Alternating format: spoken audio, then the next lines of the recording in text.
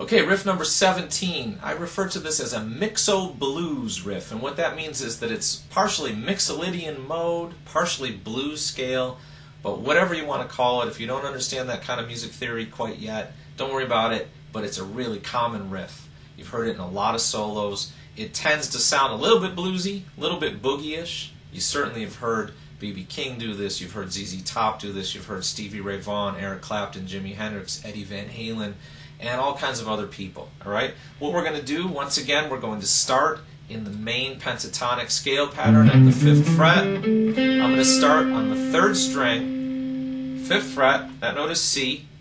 I'm going to have my first finger there. I'm going to play that note and quickly hammer on my 2nd finger at the 6th fret. And this is a very important trick. A lot of times people ask me certain ways that I teach. I focus so much on that main pentatonic pattern and using it to play all over the neck. And people say, well, wait a minute, that's a minor scale pattern, technically. What happens when I'm playing over a major chord?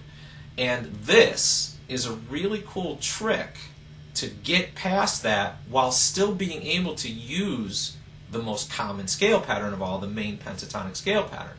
Okay, so we're taking the main pentatonic scale pattern, turning it into a major scale pattern instead of minor. And it's a very, very common trick. Okay? So again, we're going to be starting on the C note, 5th fret, 3rd string. I'm going to pick that note, hammer on my 2nd finger, 1 fret higher. Then I'm going to do sort of like we did in the Chuck Berry riff. I'm going to bar across the 5th fret on the first 2 strings with my first finger and pick each note individually. Okay? That riff by itself is very common. Okay? But I'm going to end up with a slide up into BB's box from here.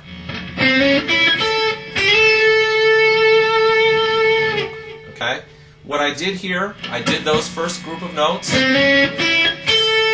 Okay? I then put my 3rd finger, a lot of times I would use my pinky, but I'm using my 3rd finger here at the 8th fret on the 2nd string and sliding up 2 frets to the 10th. I put a little vibrato at the end.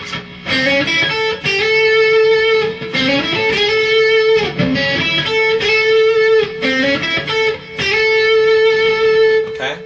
Very classic blues rock riff. You really want to get that one. That is riff number 17.